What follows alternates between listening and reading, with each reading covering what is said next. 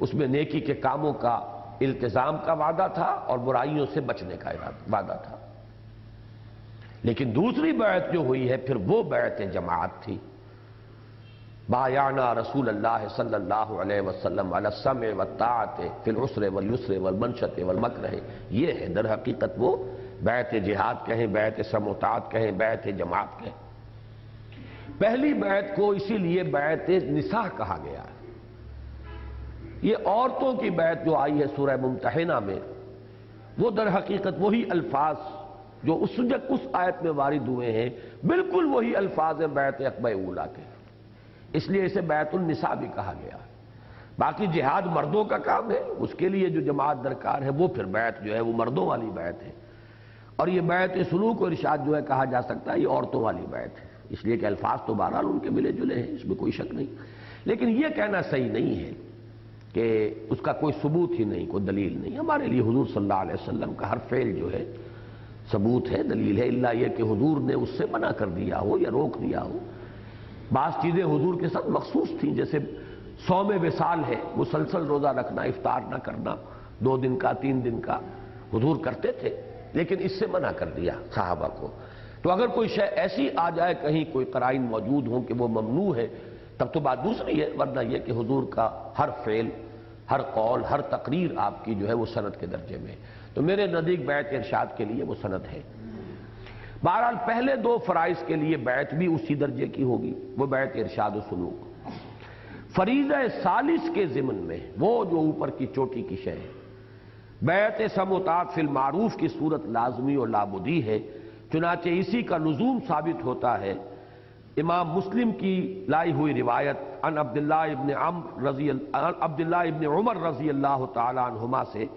جس میں کہ حضور صلی اللہ علیہ وسلم کی الفاظ مبارکہ وارد ہوئے ہیں کہ من مات ولیس فی عنقہ بیعۃ مات میتۃ جاہلیہ، جو شخص مرا اس حال میں کہ اس کی گردن میں بیعت کا حلقہ نہ تھا تو وہ جاہلیت کی موت مرا ہے۔ اب اس حدیث کو اکثر حضرات ہمارے وہ محمول کرتے ہیں حکومت کی بیعت پر، اور صحیح ہے یہ۔ اگر اسلامی حکومت قائم ہے، اسلامی ریاست ہے، تو اسی سے بیعت ہوگی سمع و طاعت کی لازماً، لیکن نہیں ہے تو خود بخود تو قائم نہیں ہوگی، قائم کرنے سے ہوگی، جان مال کھپانے سے ہوگی، جد و جہد کرنے سے ہوگی، قربانیاں دینے سے ہوگی۔ وہ کس نظم کے تحت ہوگا؟ بغیر نظم کے ہو جائے گا، بد نظمی کے ہو جائے گا۔ تو معلوم ہوا کوئی حالت بھی نہیں ہے کہ جس میں اس بیعت سے آدمی آزاد ہو۔ اگر حکومت قائم ہے تو اس کی بیعت کیجئے، اگر حکومت قائم نہیں ہے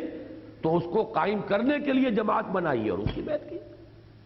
تو کیسے بچا انسان؟ جیسے میں نے کہا کہ جہاد سے، ہجرت سے مسلمان کی زندگی کا کوئی لمحہ خالی نہیں، ہر وقت نفس جو ہے تحریک کر رہا ہے برائی کی، آپ روک رہے ہیں، جہاد بھی کر رہے ہیں، ہجرت بھی کر رہے ہیں۔ اسی طریقے سے یہ تمام چیزیں وہ لوازم ہیں، ان کو یہ کہ انسان جو ہے وہ کسی وجہ سے تھک گیا ہو، ہار گیا ہو، ہمت چھوڑ بیٹھا ہو، پھر دلائل جو ہے ادھر ادھر کے اپنے آپ کو مطمئن کرنے کے لیے گھڑ رہا ہو، وہ باتیں بالکل جدا ہیں۔ یہ میں جان بوجھ کر الفاظ کہہ رہا ہوں اس لیے کہ یہ مجھے بعد میں بیان کرنا ہے کہ ہم نے بھی بشمول میرے ایک دور میں تھکی ہاری حالت میں ہم نے ایک چیز طے کی تھی، اس کے بعد پھر اس کے اندر امپروومنٹ کر کے اس میں اضافہ کیا ہے۔ ہماری تنظیم اسلامی کی قرارداد جو پہلی تھی اس میں وہ تھکے ہارے ہونے کا اور کچھ غلط تجربات کے ایک رد عمل کا اثر داخل تھا، لیکن بعد میں ہم نے اس کے اندر اضافہ کیا ہے، وہ میں وضاحت کروں گا۔ اور بہت سے حضرات جو تھک ہار کر بیٹھ گئے وہ بیٹھ گئے، اب ان کے لیے یہ سارے فلسفے ہی غلط ہو گئے۔ چنانچہ ہندوستان میں مولانا وحید الدین صاحب اور یہاں مولانا اصلاحی صاحب نے لکھا کچھ نہیں ہے، ان کی باتیں تو ادھر ادھر سے کچھ لوگوں کی وساطت سے سننے میں آتی ہیں۔ یہ غنیمت ہے کہ وہ اس قسم کی کسی بات کو انہوں نے کوئی باقاعدہ اس کے بعد تصنیف کا موضوع نہیں بنایا اپنا، لیکن ان کی طرف نسبت رکھنے والے بعض حضرات اس کی نفی کر رہے ہیں، جن میں وہ جاوید احمد غامدی صاحب، ان کے آج کل بہت بڑے جو ہیں وہ نمائندے اور ان کی طرف سے سپوکس مین بن گئے ہیں، وہ کہتے ہیں یہ سب کوئی ضروری نہیں، نہ اقامت دین ضروری ہے، نہ فلاں ضروری ہے، نہ فلاں ضروری ہے، لیظہرہ علی الدین کلہ بھی صرف حضور کے لیے ضروری تھا۔ وہ ساری باتیں جو ہیں وہ اس تیسرے لیول کو کہ جو ہمارے ذہنوں سے بالکل پہلے نکلا رہا اور تو دوسرے علماء کے سامنے اب بھی نہیں ہے، چاہے بہت سے علماء کے حلقے اب انقلاب کا نام جو ہے وہ آراپنے لگے، لیکن ان کے سامنے وہ تصورات بالکل نہیں۔ وہ تو 1200 برس کی تاریخ کا تعامل ہے جس کی وجہ سے ان کے دینی تصورات جامد ہو چکے ہیں، اس سے آگے سوچ ان کی ہے ہی نہیں۔ یہ تو صرف ان احیائی تحریکوں نے زندہ کیا تھا اس تصور کو، تصور صحیح ہے لیکن یہ کہ مر چکا تھا۔ وہ جو حدیث آتی ہے کہ من احیا سنتی عند فساد امتی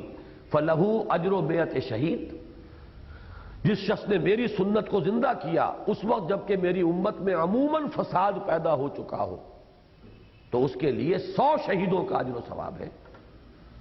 تو در حقیقت دین کی بہت سی حیثیتیں، دین کی بہت سی چیزیں، دین کے تعلمات، دین کے تصورات بالکل مر چکے تھے۔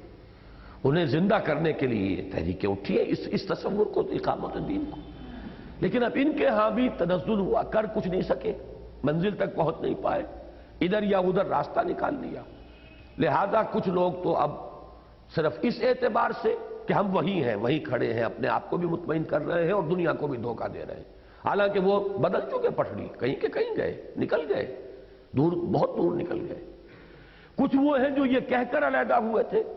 کہ تم نے تو وہ تصور چھوڑ دیا، کوئی اور اختیار کر لیا، لیکن خود پھر کچھ کرنے کی کوشش کی، نہیں کر پائے، تو اب انہوں نے کہا یہ تصور ہی غلط ہے۔ تو یہ ساری مثالیں جو ہیں یہ بالفعل اس وقت عالم واقعہ میں موجود ہیں۔ اسے مکمل کر لیجئے، اس کو واضح رہے کہ 2 ہی صورتیں ممکن ہیں۔ اگر کم سے کم شرائط و معیارات پر اترنے والا صحیح اسلامی نظام حکومت قائم ہے تو اس کے سربراہ سے بیعت سمع و طاعت ہوگی،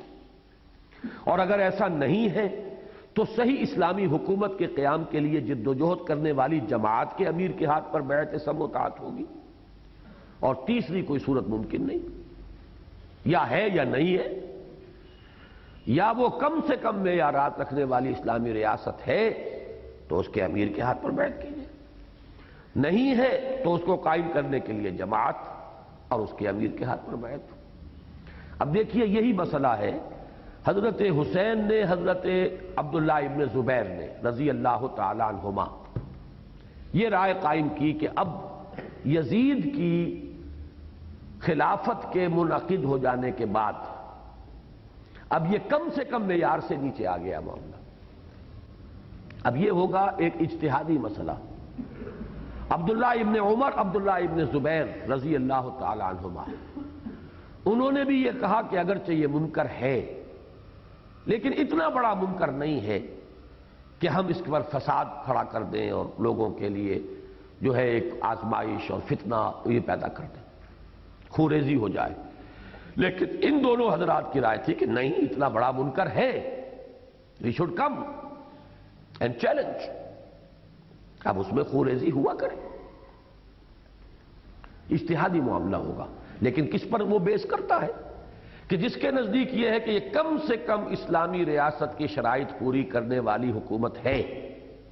اس کے لیے لازم ہوگا کہ بیعت کرے اس کے سربراہ کے ہاتھ سے۔ جس کے نزدیک یہ ہے کہ نہیں ہے وہ پھر جماعت بنائے، پھر بیعت کی بنیاد پر ہی جماعت بنے گی، جیسے کہ حضرت حسین نے اگر یہ سمجھا کہ نہیں ہے تو پھر انہوں نے بیعت لی اور بیعت کی بنیاد پر میدان میں آئی۔ یہ دوسری بات ہے، بیعت کرنے والے وہ پھر گئے اپنی بیعت سے، ڈر گئے، خائف ہو گئے۔ اس بیعت پر فیض کے 2 شعر بڑے اچھے، میں تو حیران تھا کہ ان موضوعات پر تو کہاں انہوں نے لکھا ہوگا، لیکن قاضی عبد القادر صاحب نے وہ شعر سنائے اور وہ شعر بڑے پیارے ہیں۔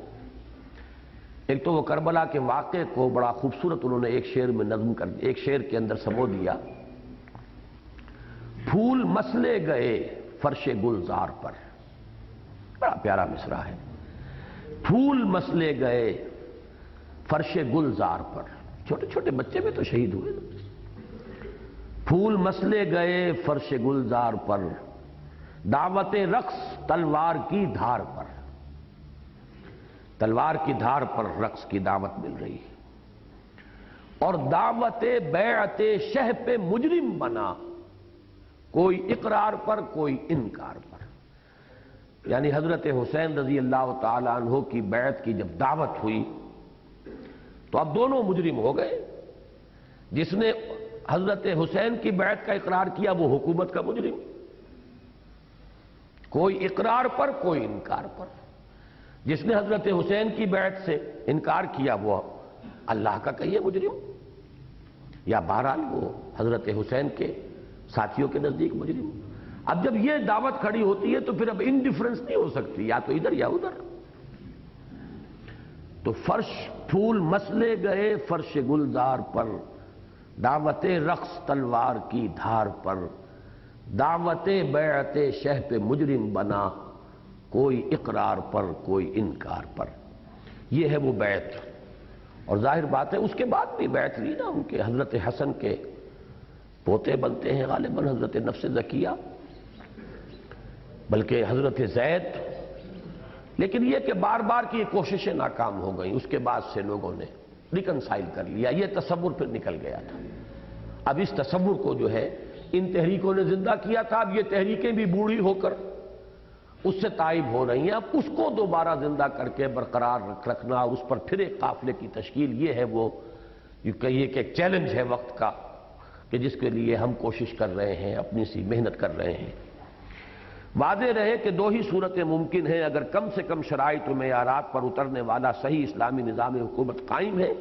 تو اس کے سربراہ سے بیعت سمع و طاعت ہوگی، اور اگر ایسا نہیں ہے تو صحیح اسلامی حکومت کے قیام کے لیے جد و جہد کرنے والی جماعت کے امیر کے ہاتھ پر بیعت سمع و طاعت ہوگی، اور تیسری کوئی صورت ممکن نہیں۔ اب آخری پیراگراف ہے، چونکہ یہ خط لکھا تھا میں نے انہیں تو اپنی پوری بات ان کے سامنے رکھ دی۔ چنانچہ انجمن خدام القرآن کا مقصد ہے جہاد بالقرآن۔ یہی وجہ ہے کہ سن 72 میں اس کے قیام کے وقت اس کے جو اغراض و مقاصد معین ہوئے تھے وہ یہ تھے: عربی زبان کی تعلیم و ترویج، قرآن مجید کے مطالعے کی عام ترغیب و تشویق، علوم قرآنی کی عمومی نشر و اشاعت، ایسے نوجوانوں کی مناسب تعلیم و تربیت جو تعلیم و تعلم قرآن کو مقصد زندگی بنا لیں، اور ایک ایسی قرآن اکیڈمی کا قیام جو قرآن حکیم کے فلسفہ و حکمت کو وقت کی اعلیٰ ترین علمی سطح پر پیش کر سکے۔ اور نمبر 2، تنظیم اسلامی ہے جملہ دینی فرائض کی انجام دہی کے لیے بیعت ہجرت و جہاد فی سبیل اللہ و سمع و طاعت فی المعروف پر مبنی خالص دینی جماعت۔ میں نے اپنا معافی ضمیر کھول کر بیان کر دیا ہے، اب علماء کرام اور اصحاب دانش کا فرض ہے کہ رہنمائی فرمائیں۔ یہ وہ خط تھا اور یہ وہ تحریر کہ جس میں میرا تصور فرائض دینی جو ہے وہ آپ حضرات کے سامنے آ گیا۔ اب یہ کتاب جو آپ کے پاس ہے وہ کھول لیجئے۔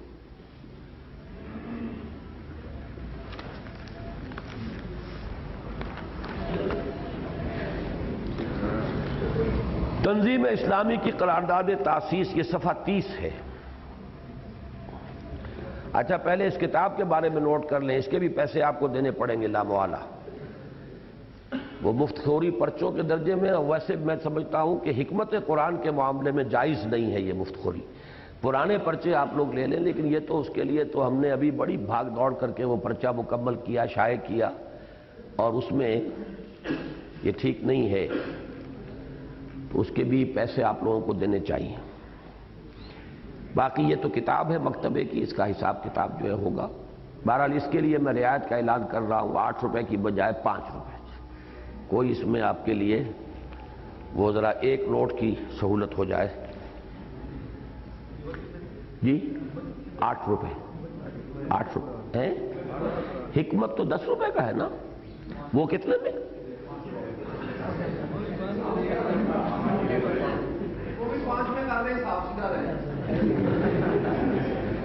بشرطے کہ سب پے کریں۔ مسافر وہ کہتے ہیں مسافر قصر ہو جائے، چلیے ٹھیک ہے۔ اچھا جی، اس قرارداد تاسیس کے بارے میں نے ابھی ایک بات عرض کی ہے، اور میں چاہتا ہوں کہ اب میں اسے کھول کر بیان کر دوں۔ اصل میں یہ قرارداد تاسیس سب سے پہلے 1967 میں منظور ہوئی تھی۔ جماعت اسلامی سے جو لوگ علیحدہ ہوئے تھے یہ سن 57-58 کا معاملہ ہے۔ اس کے بعد متعدد کوششیں فوری طور پر ہوئیں کہ یہ علیحدہ ہونے والے جمع ہو جائیں۔ مولانا اصلاحی صاحب کی طرف سے پہلے مولانا عبدالرحیم اشرف صاحب بہت اس میں ایکٹیو رہے، مولانا اصلاحی صاحب بھی برابر شریک رہے، پھر یہ کہ میں بھی بہرحال میرا شمار بہرحال نوجوان کارکنوں میں تھا، میں بھی ان سب حضرات کے پیچھے بہت سرگرداں رہا ہوں۔ آج لائل پور، کل لاہور، پرسوں رحیم آباد، رحیم یار خان، سکھر، کراچی چکر لگے رہے۔ ایک بے چینی تھی کہ کسی طریقے سے جلد از جلد کوئی قافلہ بنے، لیکن یہ ہے کہ وہ قافلہ نہیں بن سکا، متعدد اسباب ہیں، اس کو میں نہیں جانا چاہتا۔ اس کے بعد بالآخر سن 65 میں میں منتقل ہوا ہوں لاہور، تو اس فیصلے کے ساتھ کہ اب کوئی اور کچھ کرے نہ کرے مجھے تو کرنا ہے، اپنی اپنی قبر ہے، اپنی اپنی ذمہ داری ہے۔ دوسروں کے پاس اور دوسرے بڑے کام ہوں گے جن کو وہ اللہ کے ہاں پیش کر سکیں۔ مولانا اصلاحی صاحب تفسیر قرآن پیش کر کے شاید اپنا حساب اللہ کے ہاں پورا کروا لیں، من نیز حاضر می شوم تفسیر قرآن در بغل، لیکن یہ کہ ہمیں تو بہرحال اپنی ذمہ داری ادا کرنی ہے، تو اس فیصلے کے ساتھ میں آیا۔ اس کے لیے میں نے تحریک جماعت اسلامی شائع کی وہ بیان جو 10 سال پہلے میں نے دیا تھا، اس پر تبصرے اخبارات میں آئے، اور سب لوگوں نے ایک بات کہی تقریباً متفق علیہ، یہ آپ نے مقدمے میں پڑھ بھی لی ہوگی داستان، میں نے وہ حوالے بھی اس میں دے دیے ہیں کہ یہ لوگ جماعت سے علیحدہ ہوئے لیکن انہیں 10 برس ہو گئے، انہوں نے کام تو کوئی کیا نہیں۔ تو میں نے بھی یہ لکھے، پھر اداریوں کے اندر میں نے لکھا میثاق میں کہ واقعتاً سوچنا چاہیے، تو اس سے پھر ایک جوش پیدا ہوا وقتی طور پر، اور لوگ جمع ہوئے، اور وہ بھی اس طریقے سے کہ میں نے ہی بھاگ دوڑ کر کے پہلے ایک قرارداد معین کی، الفاظ اس کے اجمل خان لغاری صاحب کو میں نے کسی طرح اس کا قائل کیا، کچھ لفظی تغیر و تبدل کیا، لیکن پہلے ہم 2 متفق ہوئے، پھر کچھ اور حضرات، پھر یہ کہ اس میں ایک اجتماع ہم نے بلایا، تو یہ توضیحات بھی جو اس کی ہیں میری لکھی ہوئی ہیں، اور یہ قرارداد بھی میری مرتب کردہ ہے، اس میں صرف تھوڑا سا لفظی رد و بدل ہوا ہے، لیکن اس وقت ہمارے اس پورے حلقے پر ایک رد عمل کی کیفیت طاری تھی، اور وہ رد عمل یہ تھا کہ جماعت اسلامی چونکہ اوور پولیٹیکل ہو گئی، اور اس کے اندر وہ ساری خرابیاں پیدا ہوئیں جو جائزہ کمیٹی کی رپورٹ کے اندر جو وہ جمع ہو کر بہت ہی خوفناک صورت میں سامنے آئی، تو ایک رد عمل کے طور پر یہ تھا کہ ہم نے چونکہ سیاست میں بہت زیادہ پیش قدمی کر لی تو ذرا اب پیچھے رہنے کی ضرورت ہے۔ اس کا اثر یہ ہوا کہ بعض اصطلاحات اور یہ جو تیسری منزل ہے اس کو پوری طریقے سے واضح طور پر اس کا دوبارہ اس بات کرنا یہ در حقیقت اس وقت کی ذہنی فضا میں قابل قبول نہیں تھا، لہذا اس قرارداد میں پہلی 2 منزلوں کا پلڑا بھاری ہے، تیسری منزل کا ذکر اصولاً ہے لیکن اس پر ایمفیسس اتنا نہیں ہے جتنا کہ ہونا چاہیے۔ میری خواہش یہ تھی کہ جمع تو ہو جائے، پھر خود بخود یہ پورے تصورات دوبارہ ذہن میں تازہ ہو جائیں گے۔ اس وقت یہ ہے کہ 10 برس کا تعطل، اور وہ جو کہتے ہیں کہ سانپ کا کاٹا وہ رسی سے بھی ڈرتا ہے، اور دودھ کا جلا جو ہے چھاچھ کو پھونک پھونک کے پیتا ہے، تو چلے رفتہ رفتہ پھونک پھونک کر پی لیں گے، لیکن یہ کہ اس وقت یہ تعطل اور انتشار ختم ہو اور کسی طریقے سے ہم جمع ہوں، تو جو چیزیں متفق علیہ ہیں ان پر آغاز تو کر دیا جائے۔ ایمبریونک فارم میں تیسری منزل بھی موجود تھی، لیکن یہ کہ اس کے اوپر ایمفیسس جو ہے جتنا ہونا چاہیے تھا نہیں تھا۔ اسی طریقے سے اگرچہ میرا اپنا ذہن بن چکا تھا سن 58 ہی میں کہ جو بھی تعمیر ہوگی صحیح اسلامی تنظیم، صحیح اسلامی جماعت انقلاب کے لیے وہ بیعت کی بنیاد پر ہوگی، لیکن یہ کہ جب سن 67 والا مرحلہ آیا تو اس وقت تو میری کوئی حیثیت تھی ہی نہیں، تو میں نے بہرحال طے یہ ہوا تھا کہ 7 افراد کی ایک کمیٹی بنائی جس میں 7واں میں تھا، اوپر بڑے اہم لوگ تھے، مولانا اصلاحی صاحب، مولانا عبدالغفار حسن صاحب، شیخ سلطان احمد صاحب اور مولانا عبدالحق جامعی صاحب وغیرہ وغیرہ، 7واں میں تھا۔ تو بہرحال میں اس کے لیے ذہناً تیار تھا کہ اگر بیعت کی بنیاد پہ نہ صحیح دوسری بنے، تنظیم تو ہو، جماعت تو ہو، چلے، گاڑی چلنی چاہیے۔ یہ ہے در حقیقت اس قرارداد کا پس منظر۔ لوگ جمع ہوئے، بڑا جوش و خروش بھی ہوا، اصلاحی صاحب کی تقریر بڑی جوشیلی ہوئی، عزم نو کا پورا اظہار انہوں نے کیا۔ یہ بھی مانا کہ میں اگرچہ ویسے تو کچھ دینی ہی کاموں میں لگا رہا ہوں اس عرصے میں، اور میرا ضمیر کچھ اپنے اندر ملامت بھی کرتا تھا، لیکن میں اپنے آپ کو مطمئن کر لیتا تھا کہ چلیے میں کوئی نہ کوئی دین ہی کا کام کر رہا ہوں۔ لیکن اب میں یہ محسوس کرتا ہوں کہ واقعتاً میں نے اپنے نفس کو ڈھیل دی تھی، اور اب میں ہمیں تو دوبارہ عزم مصمم کے ساتھ آپ سب لوگوں کے سامنے عہد کر رہا ہوں کہ اب اسی کام کے لیے پوری اپنی توانائیاں لگانی ہیں وغیرہ۔ یہ روایت بالمعنی ہے، لفظ کا ادھر ادھر فرق ہو سکتا ہے، لیکن یہ کہ وہ پوری تقریر ریکارڈ پر ہے اور ہم اسے شائع کرتے رہے ان توضیحات کے ساتھ۔ لیکن ہوا یہ ہے کہ وہ چونکہ در حقیقت جسے کہتے ہیں ریئل ارج وہ نہیں تھی، وہ ایک وقت کے تقاضے کے تحت جمع ہو گئے تھے، تو لہذا وہ قافلہ پھر منتشر ہو گیا جھٹ۔ اس کے لیے تو ہمیشہ میں یہ کہتا رہا ہوں کہ چلنے نہ پائے تھے کہ گرفتار ہم ہوئے۔ اس کے بعد پھر میں نے یہ طے کیا، اصلاحی صاحب سے میں نے یہ اسی وقت کہہ دیا تھا کہ اب میں تنہا اپنے بل پر کوشش کروں گا، اس بات پر کہ لوگ جماعت سے جو علیحدہ ہوئے انہیں جمع کیا جائے، یہ جمع ہونے والی مجھے اب بات نظر نہیں آتی۔ اب تو یہ ہے کہ دوبارہ فکر پیش ہو، اور وہ پھر میں نے الحمدللہ قرآن مجید کے منتخب نصاب کے حوالے سے پیش کیا۔ اس میں میری تصنیف یا کسی کتاب یا تالیف کو نہیں، دروس کو دخل تھا، اس سے پھر وہ حلقہ بنا، اور پھر ہم نے قرارداد وہی میں نے اختیار کی تاکہ ان لوگوں پر حجت ہو جائے جو 7 سال پہلے اس قرارداد پر دستخط کر چکے تھے۔ اور نظام بھی میں نے کوئی نہیں ابھی طے کیا، طے یہ کیا 3 سال تک، ابھی میری حیثیت صرف کنوینر کی ہوگی، ہم لوگوں کو ان اصولوں پر دعوت دیں گے، صرف جو لوگ اس پر اتفاق کر لیں وہ جمع ہو جائیں گے، اور 3 سال کے بعد نظام اس کا طے کیا جائے گا کہ کیا نظام ہو۔ میرے اپنے ذہن میں بیعت کا نظام تھا، لیکن یہ کہ میں یقیناً کھلے دل کے ساتھ آمادہ تھا کہ جو بھی پھر نظام باہمی مشورے سے طے ہوگا اس کو میں بھی اختیار کروں گا۔ تو یہ ہے پس منظر اس کا۔ اس میں ایک پہلو سے جو کمی تھی، پھر وہ ہم نے بھائی جمیل صاحب بتائیں گے وہ کون سا سالانہ اجتماع تھا جس میں پھر وہ قرارداد پاس کی اور اس میں اضافہ کیا۔ نہیں، اگست 77 میں تو ہم نے وہ طے کیا تھا اس کا نظام بیعت کا، وہ جس میں اقامت دین کو اور انقلابی جماعت یہ ہوگی، اس کا اضافہ۔ جی وہ ذرا کہیں نکال لیجئے گا، کہیں روداد وغیرہ میں سے، پرچوں میں سے، پھر میں وہ دکھا دوں گا ان حضرات کو۔ وہ قرارداد تاسیس اب میں پڑھ رہا ہوں، آپ بھی پڑھیے۔ آج ہم اللہ کا نام لے کر ایک ایسی اسلامی تنظیم کے قیام کا فیصلہ کرتے ہیں جو دین کی جانب سے عائد کردہ جملہ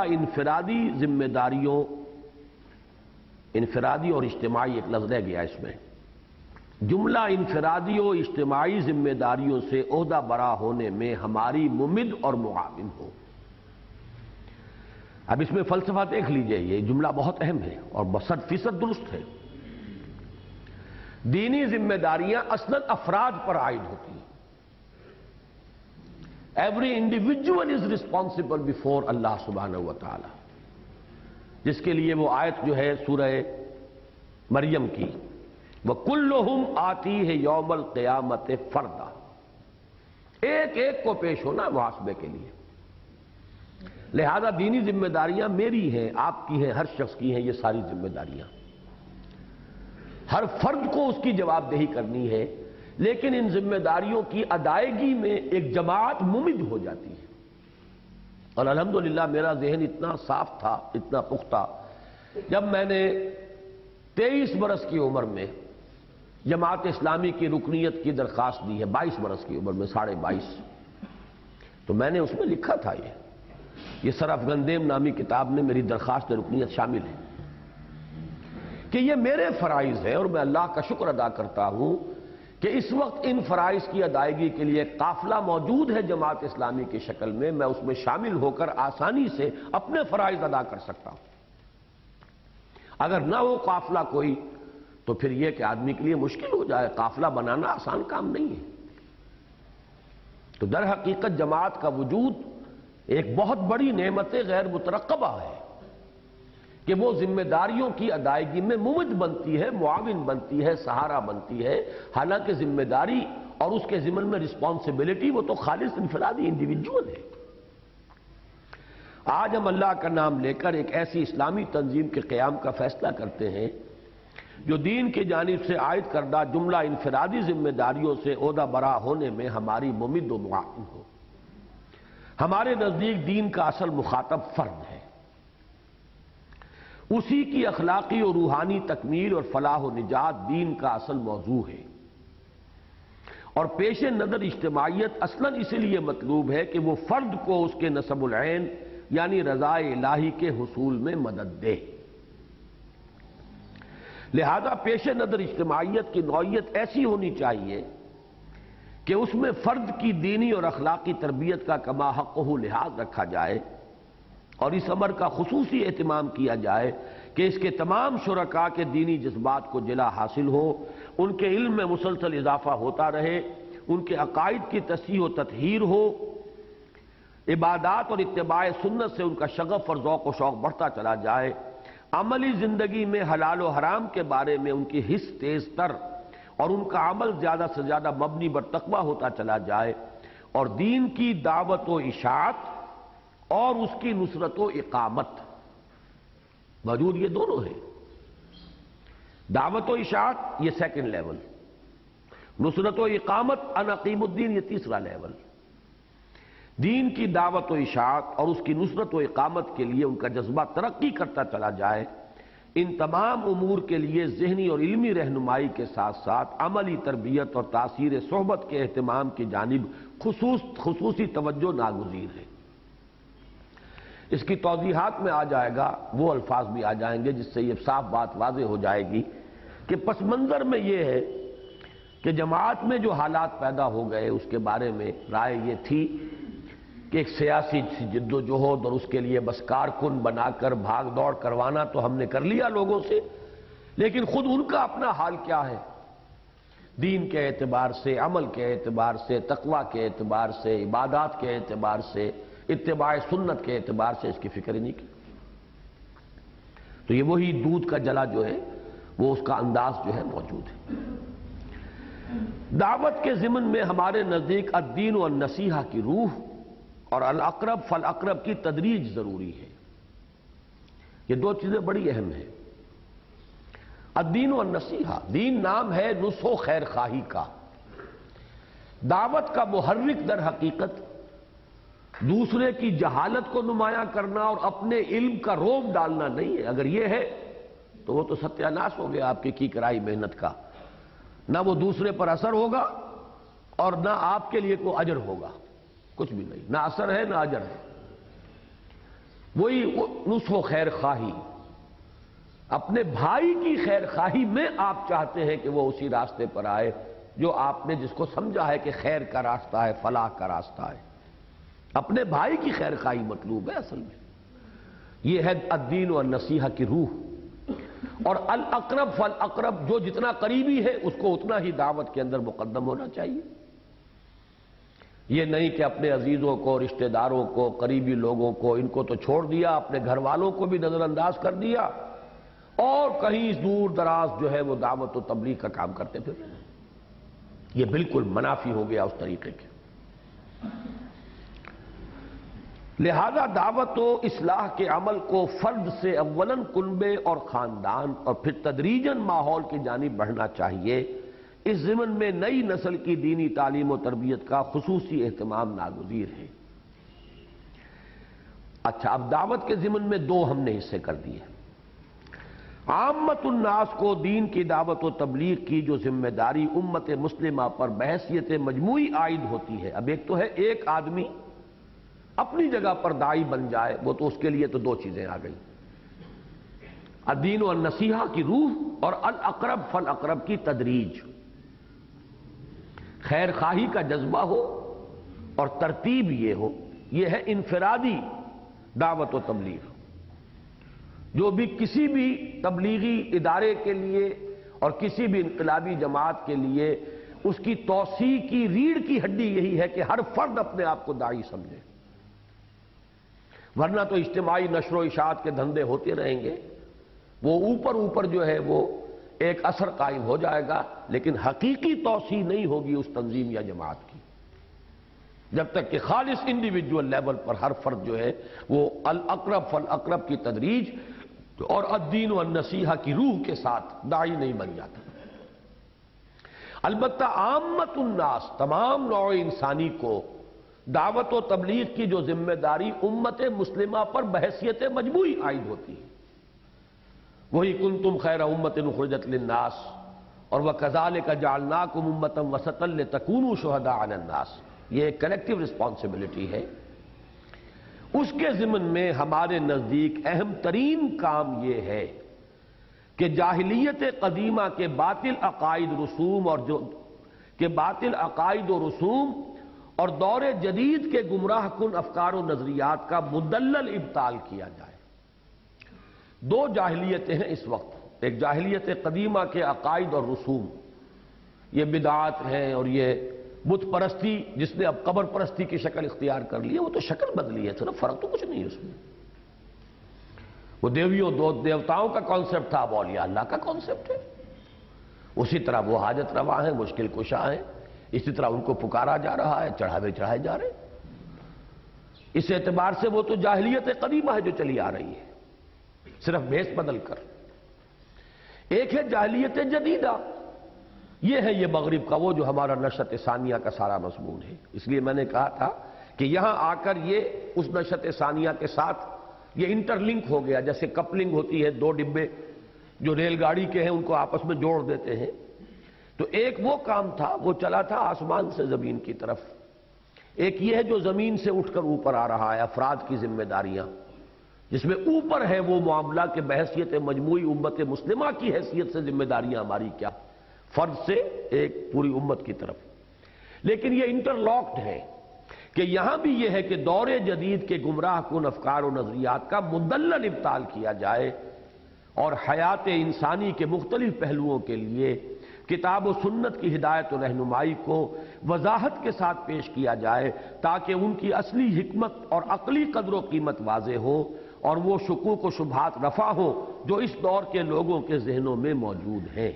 یہ سارا فلسفہ وہ ہے، وہ نشأت ثانیہ کا،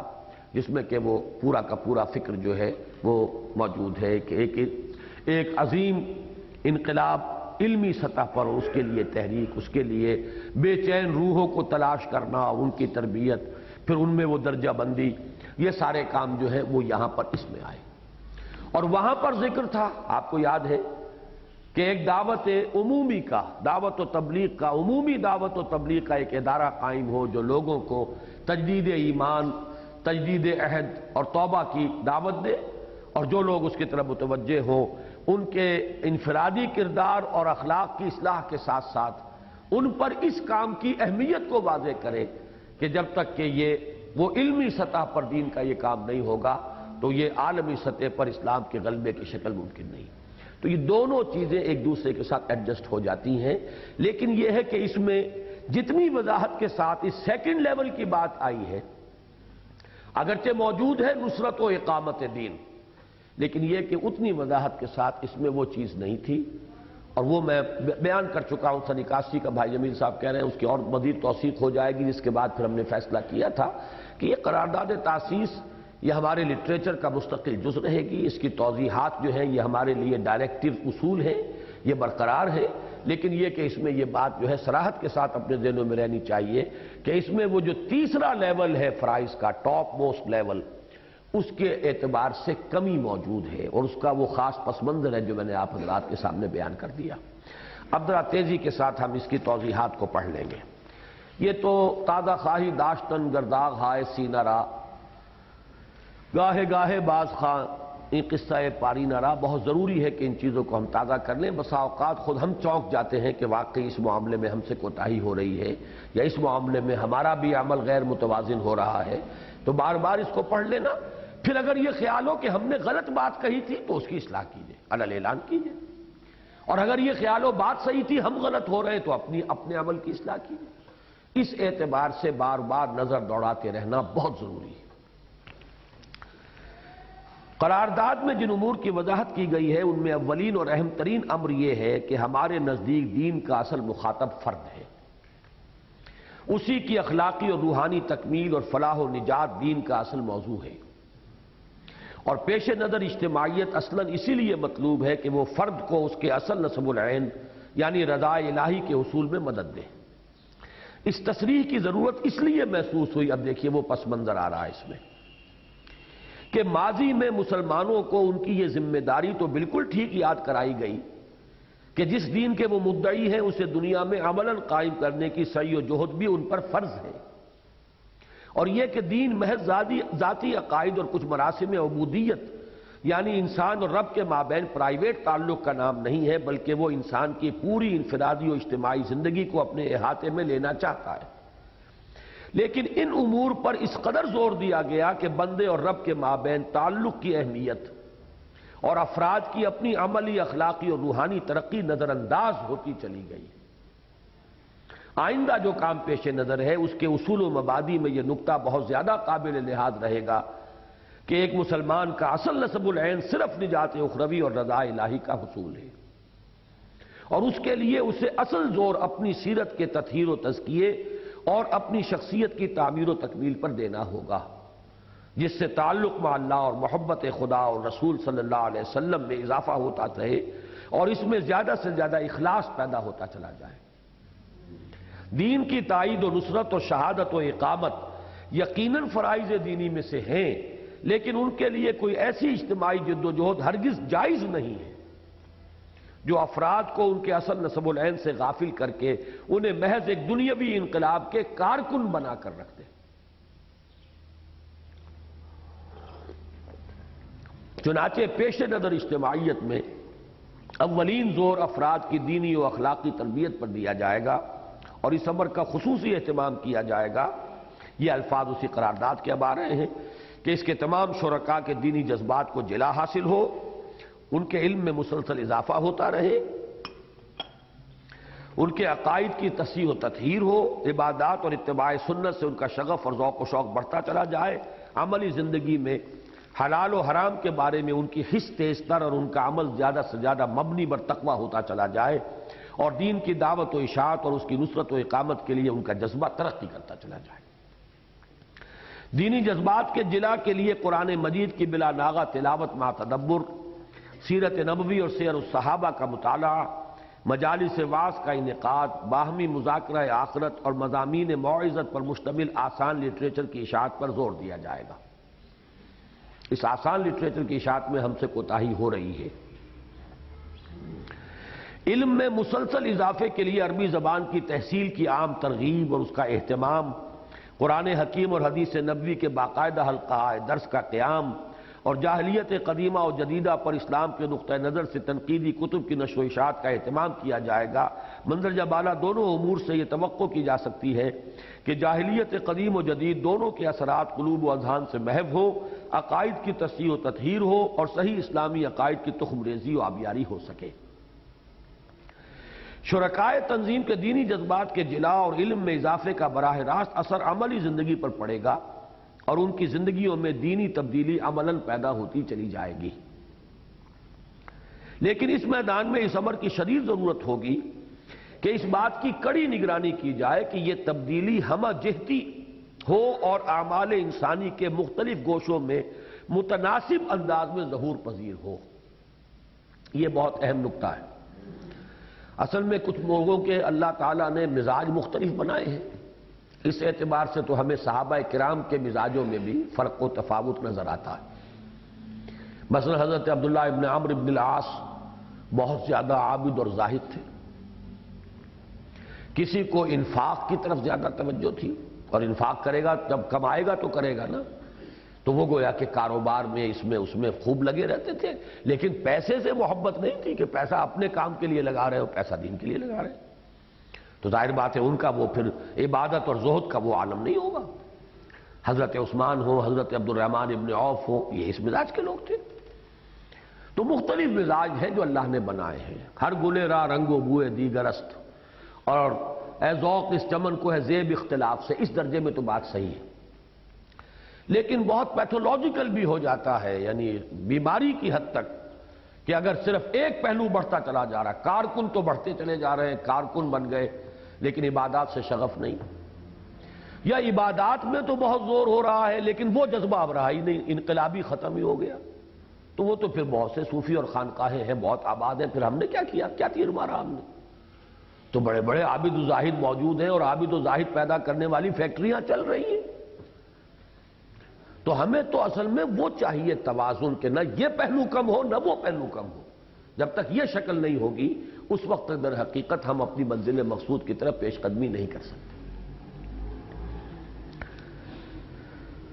چنانچہ عبادات میں ذوق و شوق، معاملات میں احتیاط و تقوی اور دعوتی و تنظیمی سرگرمیوں میں شغف اور دلچسپی متناسب انداز میں بڑھے۔ یہ صورتحال کے جلسوں کے انعقاد کے ضمن میں تو پابندی بھی ملحوظ رہے اور جوش و خروش کا بھی مظاہرہ کیا جائے، لیکن نماز باجماعت کی پابندی گراں محسوس ہو اور نوافل سرے سے خارج از بحث ہو جائیں، دین کی نصرت و حمایت کا جذبہ تو ترقی کرتا چلا جائے لیکن تزکیہ باطن کی طرف توجہ نہ دی جائے، یا سنت نبوی کی حجیت اور اہمیت پر دلائل تو ازبر ہوں لیکن خود اپنی زندگی میں اتباع نبوی کی جھلک نظر نہ آئے، نہ صرف یہ کہ افراد کے حق میں سب میں قاتل ہے بلکہ خود اجتماعیت کے لیے بھی سخت مضر اور مہلک ہے۔ یہاں بھی دیکھیے ایک رخ ہے جو سامنے آ رہا ہے، اس لیے کہ وہ دودھ کے جلے ہوئے اور وہ سانپ کے کاٹے ہوئے ہیں سب کے سب، حالانکہ دوسرا پہلو بھی اس کا ہے کہ یہ زہد اور عبادت اور یہ اور وہ اور سب کچھ ہو رہا ہے لیکن نہ نظم جماعت کے پرواہ ہے، نہ کوئی ایکٹیویٹی ہے، نہ اس کے، تو پھر وہ کاہے کے لیے، پھر تنظیم بنائی کاہے کے لیے؟ پھر تو یہ لوور لیول پہ خانقاہیں موجود ہیں، وہ کام ہو رہے ہیں اور وہ لوگ اسپیشلائزڈ ہیں، اسپیشلسٹ ہیں، ان کی ساری عمر انہی کاموں کے اندر لگی ہے، اس کو انہوں نے سائنسز کی حیثیت سے مدون کیا ہوا ہے باقاعدہ، اس کے اسباق معین کیے ہوئے ہیں، ان کی درجہ بندی ہے، سب کچھ ہے، تو پھر وہاں جائیے۔ یہ دوسرا رخ بھی ہے لیکن یہاں وہ دوسرا رخ نہیں آیا، اس لیے کہ لوگ جو جمع ہوئے تھے اس قرارداد کے لیے، ان کے ہاں یہ دوسرے کا تو سوال ہی نہیں تھا نا، وہ تو اصل میں وہ ساری جو تھی پیچھے جو انہیں جو یعنی جس تجربے کی تلخی تھی وہ اس پہلو سے تھی۔ لہذا اس امر کی کڑی نگرانی ضروری ہوگی کہ شرکاء میں عبادات سے شغف، اتباع سنت کا جذبہ، معاملات میں حلال و حرام کی حدود و قیود کی پابندی اور دعوتی و تنظیمی سرگرمیوں سے دلچسپی توافق و تناسب کے ساتھ بڑھے۔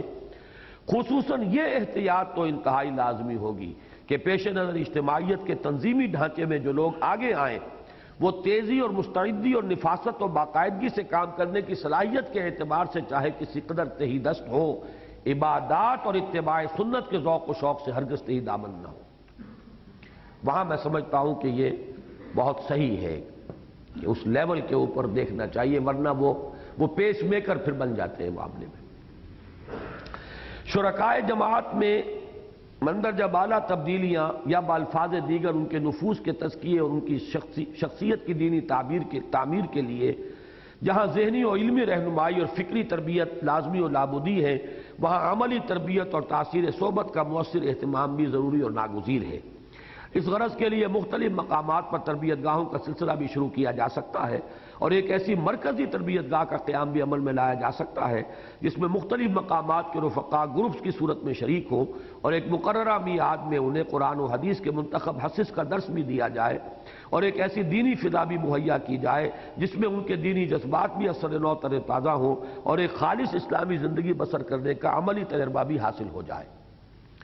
اس معاملے میں بہت عرصے سے سوچ کر بالآخر اللہ تعالیٰ کے فضل و کرم سے اس سال ہمارا وہ تربیت گاہوں کا نظام کچھ چلا ہے،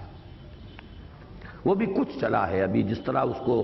آنا چاہیے مومنٹم میں ابھی نہیں آیا۔ ہمارے ہاں جو یہاں پر قرآن اکیڈمی کے تحت جو بھی پروگرام ہوئے ہیں ان میں تدریس کا پہلو جو ہے وہ بہت زیادہ بھاری تھا، دوسری چیزیں اس کے اندر بالکل ہی یعنی توجہ ان پر ہو ہی نہیں سکی، اس لیے کہ باقاعدہ عربی زبان، اس کی گرامر، اس کے گھوٹے، اس کا چکر، اس کے امتحانات، وہ تو در حقیقت اس پہلو سے تھا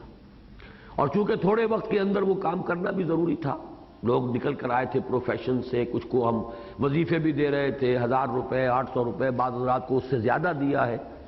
تاکہ وہ جو بھی حالات ان کے ہیں خاص، اس کے اندر ان کے لیے کوئی ممکن ہو سکے یہ 2 سال نکالنا یا 1 سال نکالنا، تو لہذا وہاں پر یہ نہیں ہوا۔ اب یہ تربیتوں کے اندر اس دوسرے پہلو کو زیادہ، جو ہماری تربیت گاہیں ہیں جو منتظم اور مبتدی کی، اس میں اس دوسرے پہلو کو جو کم وہاں رہ گیا ہے اس کو کمپنسیٹ کر رہے ہیں۔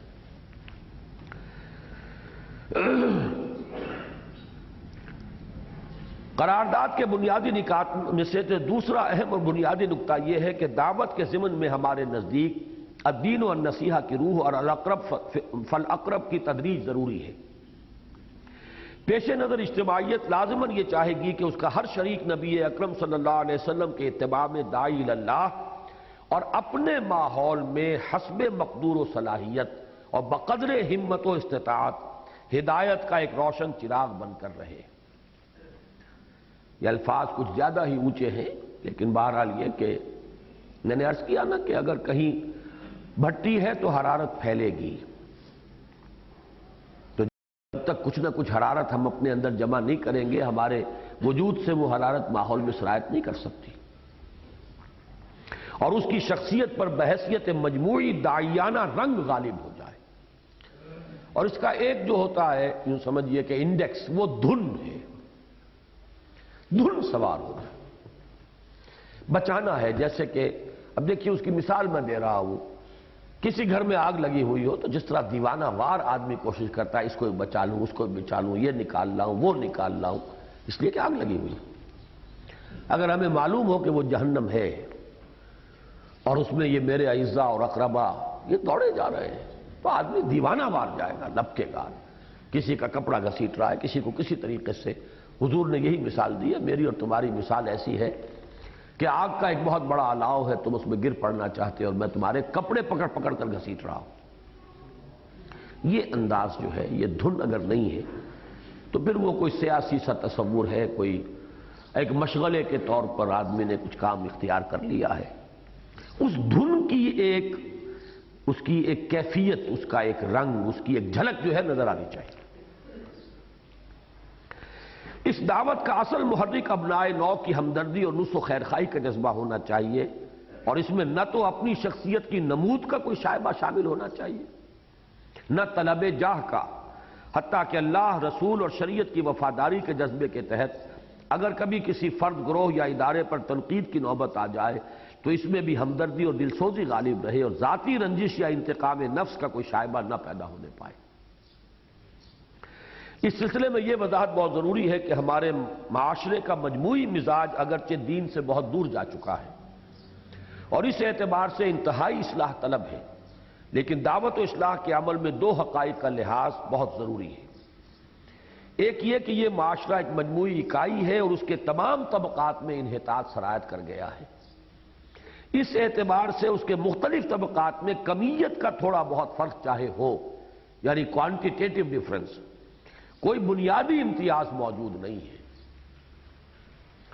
کچھ لوگ یہ کہ کچھ تھوڑی بہت نماز روزے کی شکل کر رہے ہیں، لیکن اس کے ساتھ بلیک مارکیٹنگ ہے اور سود خوری ہے اور یہ ہے اور وہ ہے، تو وہ ذرا مذہبی لوگ نظر آتے ہیں۔ حقیقت میں تجزیہ کیجئے تو ویلیوز تو وہی ہے۔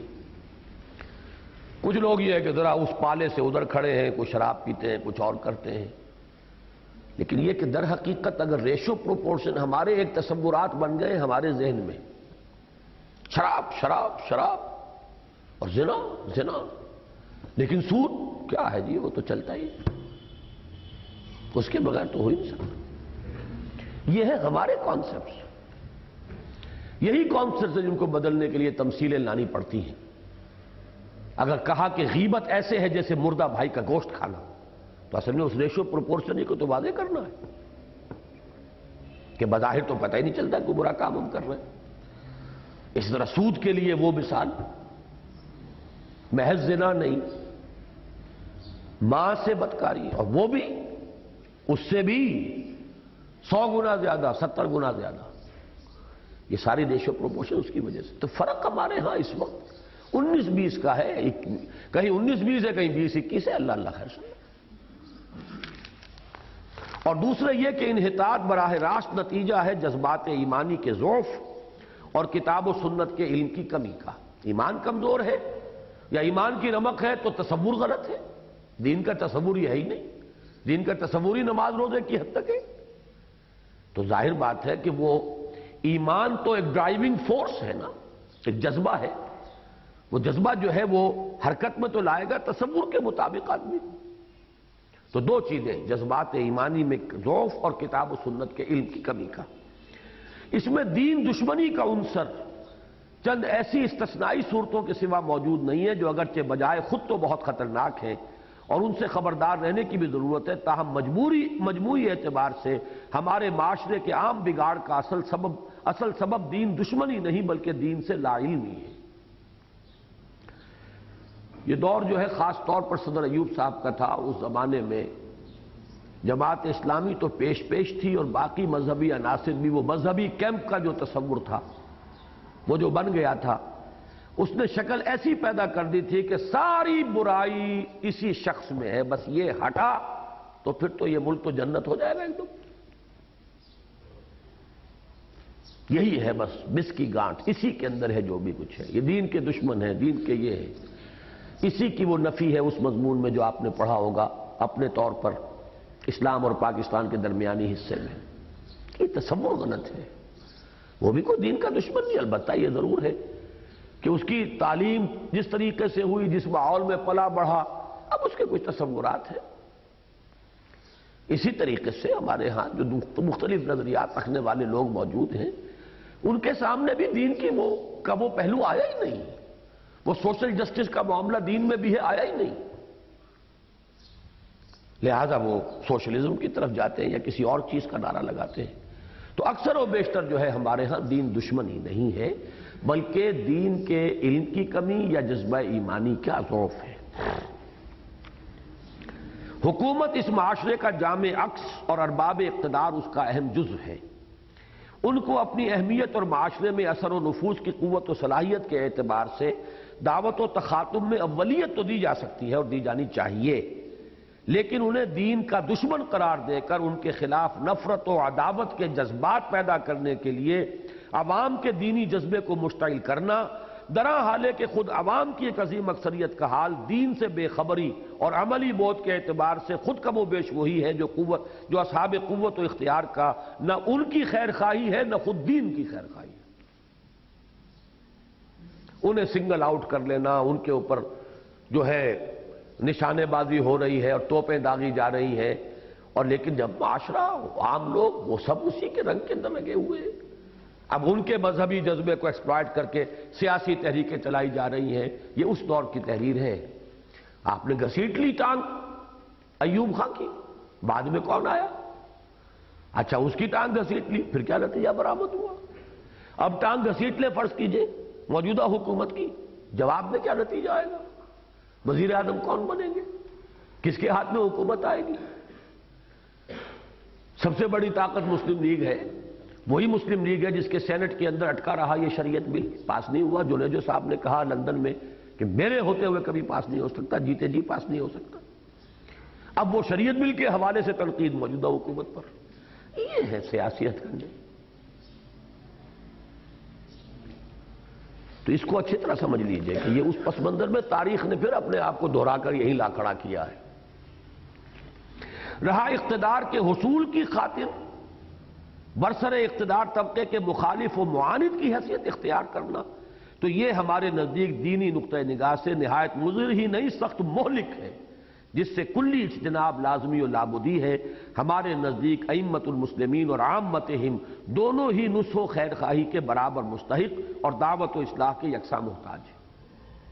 الدین والنصیحہ قیل لمن یا رسول اللہ قال للہ ولکتابہ ولرسولہ ولائمۃ المسلمین وعامتہم۔ باقی معاند بن کر آنا، مد مقابل بن کر آنا، اختیار کے اور حکومت کے طالب بن کر کھڑے ہو جانا، اس کے لیے پھر تنقیدیں ان پر کرنا، یہ تو در حقیقت دین کے مزاج سے بالکل ہی بعید ہے۔ یہاں یہ تصریح بھی ضروری ہے کہ ہمارے دانش میں انتخابات کے ذریعے عمومی اصلاح کا نظریہ نری خام خیالی پر مبنی ہے۔ بحالات موجودہ تو اس امر کا سرے سے کوئی امکان ہی نہیں ہے کہ انتخابات کے ذریعے اصلاح کی امید کی جائے۔ ویسے بھی ہماری رائے میں انتخابات میں دوسری جماعتوں کے مخالف و مقابل کی حیثیت سے شرکت دعوت و اصلاح کے صحیح نہج کے منافی ہے اور اس سے قبول حق کے دروازے بند ہو جاتے ہیں۔ داعی کے قلب میں اپنے ابنائے نو کے لیے جس ہمدردی اور نصح و خیرخواہی کا ہونا لازمی ہے،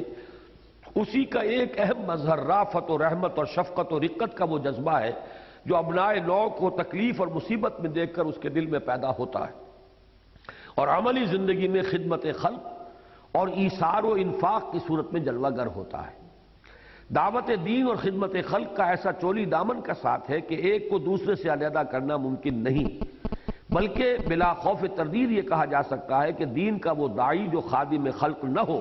اپنی دعوت میں دولت اخلاص سے محروم ہے۔ اس لیے کہ دعوت بھی تو اسی لیے دینی ہے کہ ان کی فلاح مقصود ہے، ان کی خیرخواہی مقصود ہے، ان کی بھلائی مطلوب ہے۔ جب دعوت کی اصل روح جو ہے الدین والنصیحہ ہے، تو اگر آپ کو اس کا اندیشہ ہے کہ یہ عذاب الہی کا نوالا نہ بن جائے اس لیے آپ اسے دین کی طرف دعوت دے رہے ہیں، تو اس وقت اگر وہ بھوک کے عذاب میں مبتلا ہے اور آپ کو اللہ نے اگر وسعت دی ہے اور مقدرت دی ہے کہ آپ اس کی بھوک کے علاج کا کر سکیں بدعوا، تو آپ کو کرنا چاہیے، ورنہ ایک کنٹراڈکشن ہو جائے گی۔ اس کا مطلب ہے آپ اس کے خیر خواہ نہیں ہیں، اور آپ دعوت جو دے رہے ہیں وہ کوئی اپنی دھونس جمانے کے لیے دے رہے ہیں اور اپنی شہرت کے لیے دے رہے ہیں۔ اس ضمن میں یہ فرق البتہ ضرور پیش نظر رہنا چاہیے کہ خدمت خلق کی اجتماعی اسکیموں کو زیر عمل لانا بالکل دوسری بات ہے، اور افراد میں خدمت خلق کے جذبے کا پیدا ہونا اور بڑھنا بالکل دوسری چیز ہے۔ وہ چندے جمع ہو جائیں اور بہت سی کھالیں جو ہیں جمع کر کے وہ لاکھوں روپے ہو جائیں، اس سے ادارہ کھولتے نا، یہ بالکل دوسری شے ہے۔ بہرحال اپنی جگہ یہ بھی کام ہے، لیکن یہ میرے نزدیک انقلابی جماعتیں کبھی یہ کام نہیں کیا کرتی۔ یہ تو اسی سیاسی جماعت کا پیج ہے، لازمی وہ ایک نیک نامی حاصل کر کے ووٹوں کے لیے لوگوں کے دلوں کے اندر ایک جو نرمی پیدا کرتے ہیں۔ باقی یہ ہے کہ ایک فرد خود اپنی زندگی میں انفرادی سطح پر ایثار کرتے ہوئے خدمت خلق کر رہا، وہ ہے بات جو یہاں پر جس کا کہ ذکر ہے۔ خدمت خلق کی اجتماعی اسکیموں کی اہمیت اپنی جگہ کتنی بھی مسلم ہو، دعوت دین کے نقطہ نظر سے اصل مطلوب افراد کے قلوب میں شفقت و رحمت کے جذبے اور عمل میں ایثار و انفاق کی کیفیت کا ظہور ہے۔ پیش نظر اجتماعیت میں اصل زور انشاءاللہ اسی پر دیا جائے گا۔ دعوت کے دوسری اہم بات یہ ہے، دعوت کے ضمن میں دوسری اہم بات یہ ہے کہ اس کا تخاطب لازماً ایک تدریج کے ساتھ داعی کے اپنے نفس سے شروع ہو کر علیکم انفسکم لا یضرکم من ضل اذا اہتدیتم، جیسے حضور فرمایا کرتے تھے اوصیکم و نفسی بتقوی اللہ، میں اپنے نفس کو بھی وصیت کرتا ہوں اللہ کے تقوی کی۔ وہی وصیت اوصا یوسی اور وصا یوسی، وصا بہا ابراہیم و بنیہ و یعقوب، اور اوصیکم، میں تمہیں بھی وصیت کر رہا ہوں، وہ نفسی، اور اپنے نفس کو بھی۔ یہاں سے شروع ہو کر اپنے اہل و عیال، قوا انفسکم واہلیکم نارا، بچاؤ اپنے آپ کو اور اپنے اہل و عیال کو آگ سے، اور کل میں قبیلے وانذر عشیرتک الاقربین، خبردار کرو اپنے قریبی رشتہ داروں کو، سے ہوتے ہوئے اپنی قوم، یا قوم اعبدوا اللہ، اور پھر پوری نوع انسانیت لتکونوا شہداء علی الناس تک پہنچنا چاہیے۔ ہمارے نزدیک یہ صورت کہ داعی اپنے آپ کو بھول جائے اور بر و تقوی کی ساری دعوت دوسروں کو دیتا رہے، اتامرون الناس بالبر وتنسون انفسکم، یا اپنے خاندان اور کلب قبیلے کو تو بھول جائے اور دور دراز کے لوگوں میں ہدایت کی سوغات بانٹنے کے لیے اٹھ کھڑا ہو، نہایت خطرناک مرض کی علامت ہے۔ دعوت کے عمل کا صحیح نہج یہ ہے کہ الاقرب فالاقرب کے اصول پر آگے بڑھے، اور جس سے جتنی قربت اور محبت داعی کو ہو، دعوت و تخاطب میں اسی قدر اسے مقدم رکھا جائے۔ اس سلسلے میں یہ خیال البتہ صحیح نہ ہوگا کہ ایک مرحلے کی تکمیل کے بعد ہی دوسرا مرحلہ شروع کیا جائے۔ مطلوب صرف یہ ہے کہ دعوت کے عمل کو ایک فطری تدریج اور حسین تناسب کے ساتھ اپنی ذات، اہل و عیال، کنبے قبیلے اور پھر عوام الناس تک بڑھنا چاہیے۔ اس کا مطلب کیا ہے سمجھ لیا آپ نے؟ مثلا حضور اگر یہ طے کر لیتے کہ جب تک میرے سارے چچا ایمان نہ لائیں میں کسی اور کو دعوت کیسے دوں، تو وہ تو چچاؤں میں سے نہیں ایمان لایا، ابو لہب تو ایمان نہیں لایا مرتے دم تک، ابو طالب بھی بہرحال ساتھ دیا ہے لیکن ایمان تو نہیں لایا، حمزہ بھی ایمان لائے ہیں تو سن 6 میں، اور عباس ایمان لائے ہیں تو وہ تو غالباً غزوہ بدر کے بعد، یا اگر پہلے لائے ہوئے بھی تھے تو چھپایا ہوا تھا اپنے آپ کو، ورنہ تو وہ یعنی کفار کے ساتھ آئے تھے اور اسیران جنگ میں تھے غزوہ بدر میں۔ تو یہ مطلب نہیں ہے کہ اس طرح سے جب تک نہ ہو جائے، بھائی اگر ہے سب بھائی نہ آئے تو آپ آگے نہ بڑھیں، نہیں، آپ کی طرف سے تدبیر یہی ہونی چاہیے۔ باقی تو یہ کہ جس کے اندر وہ مادہ ہے، استعداد ہے، وہ آئے گا، باقی نہیں آئے گا۔ لیکن یہ کہ اس سب کو پھلانگ کر آدمی جو ہے دور دراز دعوت اور تبلیغ ہو رہی ہے، تو یہ تو سنت نبوی ختم نہیں۔ اس سلسلے میں ہمیں اپنی اولاد اور فی الجملہ نئی نسل کے بارے میں خصوصی توجہ اور اہتمام سے کام لینا ہوگا، اور اس کے لیے ان کے بارے میں ہم حدیث نبوی کلکم راعٍ وکلکم مسئول عن رعیتہ الی الآخر کی روح سے براہ راست مسئول اور ذمہ دار ہیں۔ اولاد کی دینی تعلیم و تربیت کا یہ اہتمام ذاتی و انفرادی بھی ہوگا، اور جہاں جہاں ممکن ہوگا اور وسائل دستیاب ہو سکیں گے اس امر کی سعی بھی کی جائے گی کہ ایسے مدارس اپنے اہتمام میں قائم کیے جائیں جن میں نئی نسل کے قلوب و اذہان میں ایمان کی تخم ریزی و آبیاری اور اخلاقی و عملی تربیت کا بندوبست کیا جا سکے۔ وسائل دعوت کے ضمن میں کوئی تعین غیر ضروری ہے، حسب صلاحیت و استعداد انفرادی و نجی گفتگو، خطاب ہائے عام، خطبات جمعہ اور درس قرآن اور حدیث کے ساتھ ساتھ تصنیف و تالیف اور نشر و اشاعت کے تمام جدید طریقوں کو اختیار کیا جا سکتا ہے۔ قرارداد کا تیسرا اہم نقطہ عامت الناس کو دین کی دعوت و تبلیغ کی ذمہ داری سے بحث کرتا ہے، جو امت مسلمہ پر بحثیت مجموعی عائد ہوتی ہے۔ ہمارے نزدیک انذار و تبشیر، دعوت و تبلیغ اور شہادت حق علی الناس کی جو ذمہ داریاں انبیاء کرام علیہ السلام پر عائد ہوا کرتی تھیں، وہ اب حضور نبی کریم صلی اللہ علیہ وسلم پر نبوت اور رسالت کے ختم ہو جانے کے بعد آپ کی امت پر بحثیت مجموعی عائد ہوتی ہیں۔ اول اس امت نے خلافت علی منہاج النبوہ کے نظام کے تحت اپنی ذمہ داری کو اجتماعی حیثیت سے ادا کیا۔ خلافت علی منہاج النبوت کے خاتمے کے بعد بھی ایک عرصے تک مسلمان حکومتیں اس فرض منصبی کو ادا کرتی رہیں۔ اس کے بعد ایک طویل عرصے تک اتقیاء و صلحاء یعنی اولیاء اللہ اور صوفیاء ذاتی طور پر دور دراز علاقوں میں پہنچ کر دین کی دعوت و تبلیغ کا فریضہ سر انجام دیتے رہے۔ ادھر عرصے سے یہ سلسلہ بھی تقریباً ختم ہو چکا ہے، اور امت مسلمہ بحیثیت مجموعی کتمان حق کے جرم کی مجرم ہو رہی ہے۔ ہم حق کو چھپا رہے ہیں۔ یہ پہلے پارے کے آخر میں آیت آئی ہے وَمَنْ أَظْلَمُ مِمَّنْ كَتَمَ شَهَادَةً عِنْدَهُ مِنَ اللَّهِ وَمَا اللَّهُ بِغَافِلٍ عَمَّا تَعْمَلُونَ۔ اس شخص سے بڑھ کر ظالم کون ہوگا جو چھپا لے ایک گواہی کو جو اس کے پاس ہو اللہ کی طرف سے۔ یا اللہ کی طرف سے گواہی ہے ہمارے پاس یہ دین، ہمیں گواہی دینی ہے اس دین کی، اور ہم چھپائے بیٹھے۔ اور صورتحال یہ ہے کہ امت کی تمام اجتماعی سرگرمیاں صرف اپنے دفاع اور دنیاوی ترقی اور استحکام تک محدود ہیں۔ کچھ تھوڑا بہت دینی رنگ کسی اجتماعی سرگرمی میں ہے بھی تو وہ محض امت کی داخلی اصلاح کی حد تک محدود ہے۔ ہمارے نزدیک یہ صورتحال تشویشناک ہے، اور اس سے نہ صرف یہ کہ اخروی باعث پرس کا اندیشہ ہے، بلکہ ہماری رائے میں ہماری دنیاوی نکبت و ذلت کا اصل سبب بھی یہی ہے۔ اس زمن میں ہمارے نزدیک، میں تیزی سے پڑھ رہا ہوں، یہ چیزیں ہماری گفتگو میں آئی ہیں بار بار، اب جو خاص طور پہ آ رہی ہیں ان پر تو نشأت ثانیہ میں بات ہو چکی ہے۔ اس زمن میں ہمارے نزدیک اس وقت کرنے کا اہم ترین کام یہ ہے کہ ایک طرف ادیان باطلہ کے مذمومہ عقائد کا مؤثر و مدلل ابطال کیا جائے، اور دوسری طرف مغربی فلسفہ و فکر اور اس کے لائے ہوئے زندقہ و الحاد اور مادہ پرستی کے سیلاب کا رخ موڑنے کی کوشش کی جائے، اور حکمت قرآنی کی روشنی میں ایک ایسی زبردست جوابی علمی تحریک برپا کی جائے۔ یہ پورا فلسفہ وہی آ گیا جو توحید، معاد اور رسالت کے بنیادی حقائق کی حقانیت بھی مبرہن کر دے، اور انسانی زندگی کے لیے دین کی رہنمائی اور ہدایت کو بھی مدلل و مفصل واضح کرے۔ ہمارے نزدیک اسلام کے حلقے میں نئی اقوام کا داخلہ اور جسد دین میں نئے خون کی پیدائش ہی نہیں، خود اسلام کے موجود الوقت حلقہ بگوشوں میں حرارت ایمانی کی تازگی اور دین و شریعت کی عملی پابندی اسی کام کے ایک مؤثر حد تک تکمیل پذیر ہونے پر موقوف ہے۔ مسلمان خود مردہ ہے دینی اور جو روحانی طور پر، تو اس کی وجہ یہی غلط علوم اور غلط نظریات اور غلط افکار ہیں۔ تو نئی قوموں کا اسلام میں آنا تو ہے ہی ہے، اس کام کے اوپر اس کا دار و مدار خود مسلمانوں کے اندر تجدید ایمان اور دعوت تجدید ایمان اور توبہ اور تجدید عہد، اس کا دار و مدار اس پر ہے کہ ان غلط نظریات کا ابطال ہو، تاکہ مسلمانوں کے اندر وہ ایمان جو ہے وہ پیدا ہو اور نشو و نما پائے۔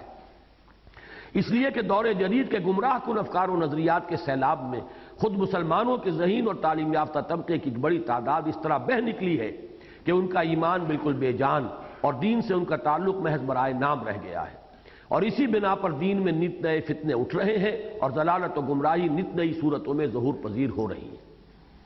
اس سلسلے میں انفرادی کوششیں تو اب بھی جیسی کچھ بھی عملاً ممکن ہے جاری ہیں اور آئندہ بھی جاری رہیں گی۔ ضرورت اس کی دائی ہے کہ جیسے بھی ممکن ہو وسائل فراہم کیے جائیں اور ایک ایسے باقاعدہ ادارے کا قیام عمل میں لایا جائے جو حکمت قرآنی اور علم دینی کی نشر و اشاعت کا بھی کام کرے اور ایسے نوجوانوں کی تعلیم و تربیت کا بھی مناسب اور مؤثر بندوبست کرے